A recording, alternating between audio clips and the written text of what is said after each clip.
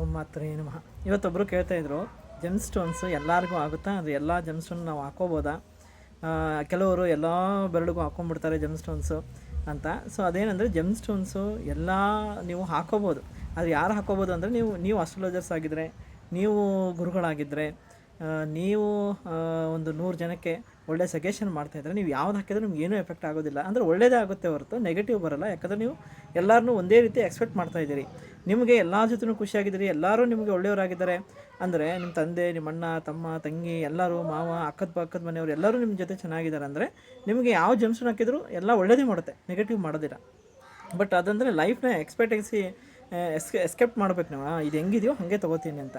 ಅದೇನಾದ್ರು ಅಕಸ್ಮಾತ್ ಅದು ಆಪೋಸಿಟಲ್ಲಿದ್ದರೆ, ತಂದೆನೂ ಬೈತಾರೆ, ಅಕ್ಕನೂ ಬೈತಾರೆ, ತಂಗಿನೂ ಬೈತಾರೆ, ಈ ಥರ ಎಲ್ಲ ಇತ್ತು ಅಂದರೆ, ಅದರಲ್ಲಿ ಯಾವ ಗ್ರಹಗಳು ಆಗೋದಿಲ್ವೋ ಪ್ಲಾನೆಟಲ್ಲಿ, ಅದು ನಿಮಗೆ ಆ ಥರ ರಿಯಾಕ್ಷನ್ ಮಾಡ್ತಿರುತ್ತೆ. ಅಂಥವರೆಲ್ಲ ಎಲ್ಲ ಸ್ಟೋನ್ಸನ್ನು ಹಾಕೋಕ್ಕೆ ಬರೋಲ್ಲ. ಚಿಕ್ಕ